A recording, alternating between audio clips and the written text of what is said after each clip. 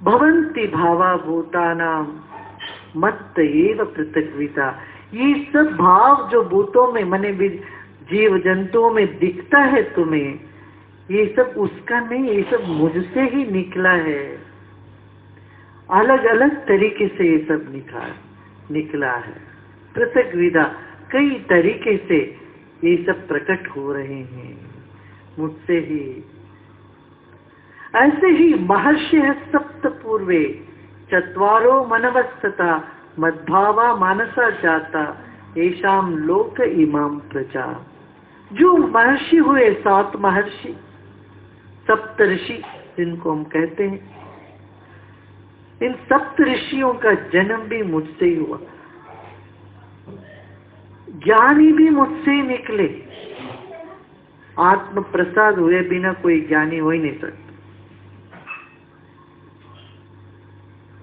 और जो भी ज्ञान को उपलब्ध करता है वो निश्चित रूप से जानते हैं ये मन का, बुद्धि का, व्यक्ति का उपलब्ध नहीं है, एक शक्ति का प्राकटीकरण हुआ है, आत्मा का अनावरण हुआ है। ये अच्छे से जानते हैं। कबीरदास कहते हैं ना, प्रेम की गली अति साक्रिता में दो न समाए, दो न हो सकते। जब मैं चाहता था हरि से मिलूं, तब मैं था, हरि नहीं थी, हरि नहीं थे। अब हरि है, मैं नहीं। अब हरि लागे पीछे पीछे कहत कबीर कबीर। जो भी संत ज्ञान को उपलब्ध हुए हैं, उन सब का यही मत है। सब संतन का एक मत, सबका अनुभूति एक सा है। जब मैं नहीं हूं तब वो है, जब वो है तो मैं नहीं हूं।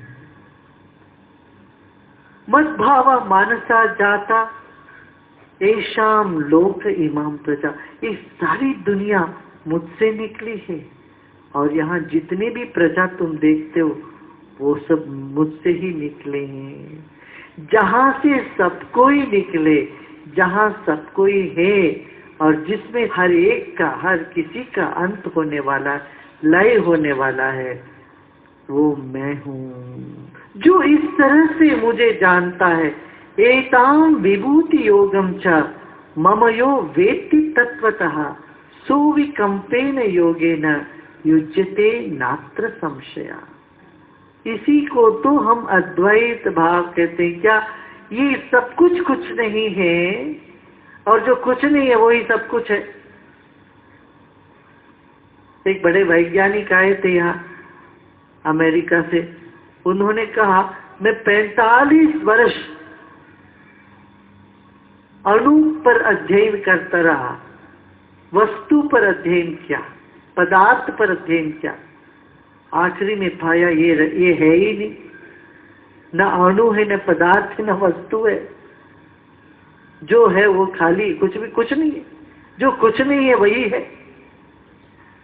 अब बोलता, अब मैं जब संबोधन करता हूं तो लोगों को लगता है मैं कोई धार्मिक भाषा से बोल रहा हूं, मगर है वैज्ञानिक। जो कुछ नहीं है वो सब कुछ है, जो सब कुछ है ये सब कुछ नहीं है।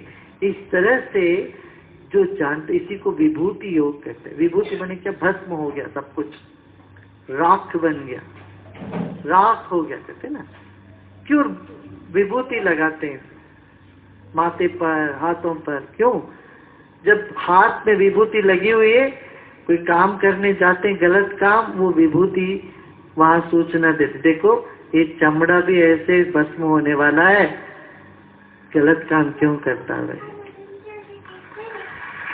वो कर ही नहीं सकते।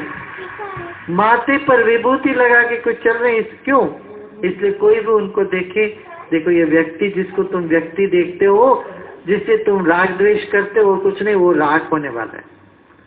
इनसे असूया क्यों करे वो? भाई जब हर एक शरीर भस्म हो जाने वाला है, फिर उनसे मोह कहा, राग कहा, द्वेष कहा, किसी से किसी तरह का मन मुटावा कैसे हो सकता है? विभूति का यही लक्षण है। विभूति पहन के लोग जाते हैं, पहले देखा ये चमड़ा तो विभूति होने वाला है, ये व्यक्ति भी भस्म हो जाने वाला है। अरे मैं भस्म हो जाने वाला हूँ, मुझसे तो द्वेष क्यों करता है, मुझसे राग क्यों करता है, मुझसे क्यों किसी तरह से ईर्ष्या करने की क्या बात रही तुम्हारे?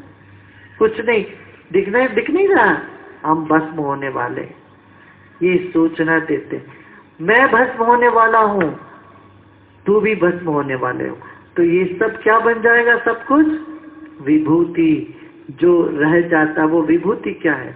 आत्म सत्ता, आत्म चैतन्य, चेतन सत्ता। बस यह जो विभूति योग जो तुमने सुना आज मुझसे, माने ये सब कुछ मुझसे ही निकला है और मैं ही हूँ, बाकी किसी चीज की कोई अस्तित्व नहीं है। इसको अच्छे से तुम ध्यान से सुनोगे, अपना लोगे, इसको जान लोगे अच्छे से, तुम्हारे भीतर कंपन शांत हो जाएगा। सुविकंपेन योगेन, इस संसार की अस्थिरता से तुम स्थिर हो जाओ। कंपन कब आता है? छोटी चीजों पर मन लग जाते तो कंपन होता, भय होने लगता। जब भी आप कोई काम करने लगता अंदर से कंपन होता है, जान लेना बस हम ये महत्व को छोड़ करके एक छोटी चीज पर अपना ध्यान दे रहे हैं, इसीलिए कंपन हो रहा है। भेद समझ रहे हैं, इसीलिए कंपन हो रहा है। एक किसी को अलग समझ रहे हैं, कंपन हो रहा है। मन की चंचलता, अस्थिरता, कंपन, ये सब शांत हो। सुविकंपेन योगेन, इस योग में ऐसी स्थिरता तुम्हें आएगी, इस योग से तुम परम तत्व को पालोगे।